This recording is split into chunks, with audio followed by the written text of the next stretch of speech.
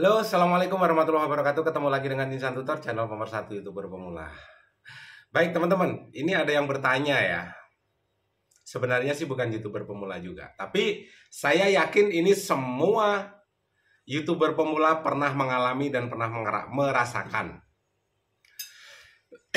Bang, apa sih sebenarnya yang membedakan antara YouTuber pemula dan YouTuber senior? Satu. Terus yang kedua, kita jawab dulu ya. Yang membedakan antara YouTuber pemula dengan YouTuber senior sebenarnya satu. Apa itu Bang? Kalau YouTuber senior sudah pasti pernah menjadi YouTuber pemula. Tetapi YouTuber pemula kan belum pernah menjadi YouTuber senior. Ya kan? Jadi YouTuber senior itu biasanya kalau memang dia mau belajar dari pengalaman, tentunya bisa berbagi. Dan bagaimana setidaknya adalah ada pembelajaran, bukan mengarahkan, tetapi berbagi ilmu ya. Kalau mengarahkan nih biasanya ada yang nggak mau diarahkan, punya prinsip sendiri. Tetapi kalau mau sama-sama belajar, sebenarnya kolaborasi antara YouTuber pemula dengan YouTuber senior ini pasti bisa mengembangkan channel, baik channelnya senior ataupun channelnya YouTuber pemula. Ya, jadi sama-sama belajar, itu satu. Jadi alasan-alasan yang selalu ada di YouTuber pemula itu juga pasti pernah dirasakan oleh YouTuber senior. Jadi sebaiknya sebelum beralasan itu dipikir lagi. Susah 1000 subscriber, susah 4000 jam tayang, YouTuber senior pernah jungkir balik, Bos. Ya, dan kalian baru merasakan saat ini. Dan YouTuber senior punya metode dan juga punya pengalaman bagaimana mengembangkan channel mulai dari 0 subscriber sampai setidaknya bisa dianggap senior. Intinya di atas 1 tahun itu sudah anggaplah itu YouTuber senior. Beda halnya kalau memang konten kreator tersebut pengen disebut YouTuber pemula terus karena sudah 1 tahun nggak berkembang juga. Ini juga pasti ada yang belum pernah dilakukan, dan ini sudah pernah dilakukan YouTuber yang subscribernya setidaknya sudah di atas 50.000.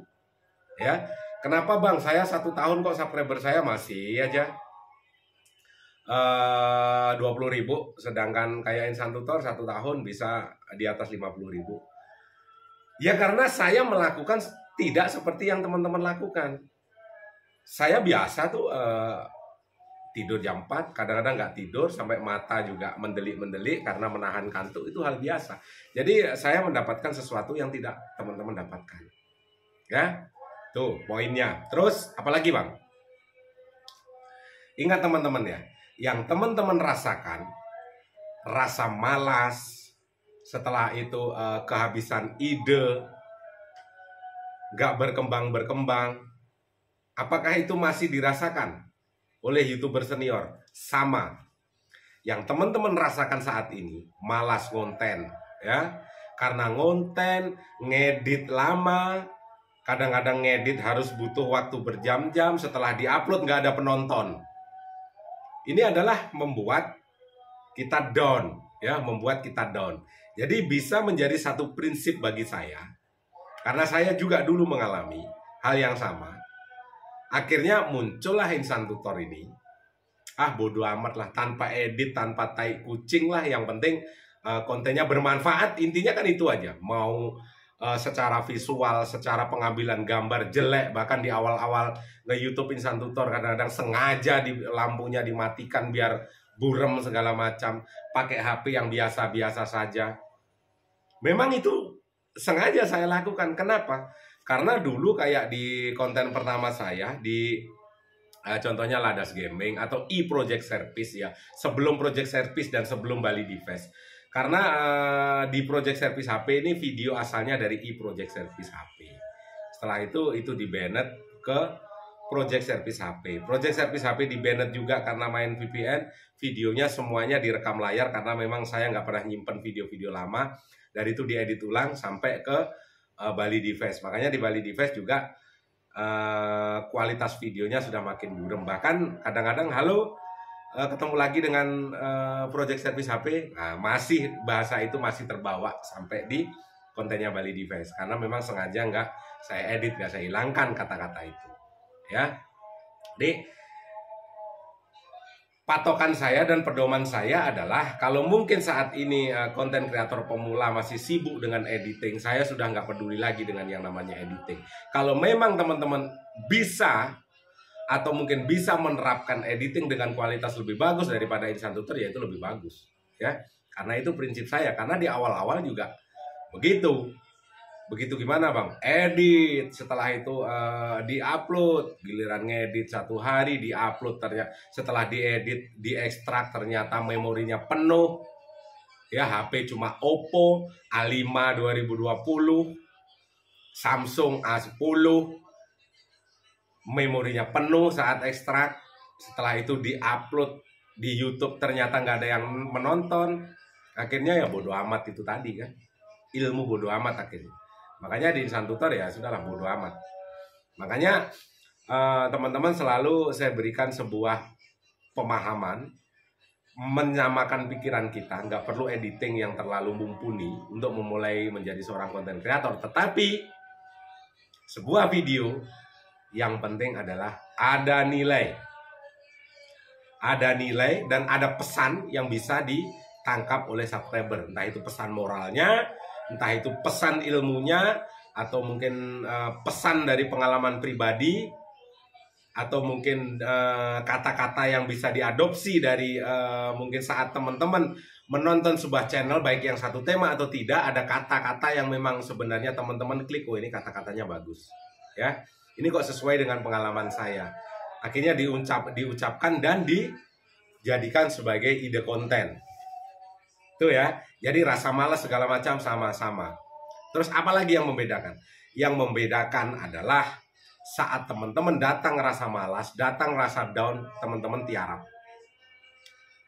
Datang bulian, apalagi ada hater di awal-awal nge-YouTube saat subscriber baru 1000, 2000, 3000, ada hater mentalnya belum terbentuk, yang terjadi apa? Mundur dan down, ya. Terus itu kalau pemula. Tetapi kalau saya, ada hater makin menjadi-jadi. Karena hater itu bisa dijadikan sebagai sumber inspirasi dan juga sebagai ide konten. Jadi makin dibully orang, makin banyak konten yang diupload dalam hari itu. Jadi itu yang membedakan. Ada hater makin barbar, ya. Terus ada rasa malas makin menjadi-jadi. Pokoknya datang rasa malas sudah langsung duduk di depan kamera, gacor mulutnya. Terus yang terjadi apa? Jadi seakan-akan konsisten, ya. Konsisten. Lihat ya di Insan Tutor. Kalau satu hari ngupload lebih dari 2, itu artinya sebenarnya rasa malas itu datang. Kadang-kadang nguploadnya malah 2, bisa 3, bisa 4. Kenapa? Untuk menantang rasa malas. Ayo datang saja. Makin datang rasa malas, makin menjadi-jadi, ya. Makin dihajar kreator lain, mungkin dibilang sesat segala macam, ada hater segala macam, makin parah, makin banyak konten. Ya, jadi kalau nggak ada hater kadang-kadang ya pusing. Nggak ada ide konten, nggak ada segala macam. Jadi beda. Kalau ada hater makin menjadi-jadi. Kalau ada rasa malas makin banyak upload video. Kalau di teman-teman kan enggak. Kalau pemula kebanyakan, datang rasa malas tiarap, ya. Datang hater bubuk manis. Akhirnya makin tidak ada ditonton, males. Sudah lama-lama capek-capek, nggak ada yang nonton juga. Saya makin nggak ada yang nonton, makin parah, makin banyak nyetok video, bodo amat. Ya nanti tinggal upload saja. Karena saya yakin dan percaya. Kenapa? Tiap masa ada orangnya, tiap orang ada masanya. Masa sih mau terus-terusan di bawah saja? Masa sih Tuhan ini nggak lihat perjuangan kita sampai jungkir balik babak belur? Itu nggak mungkin terjadi. Kalau memang saat awal-awal kamu iringi dengan doa, ya beda lagi.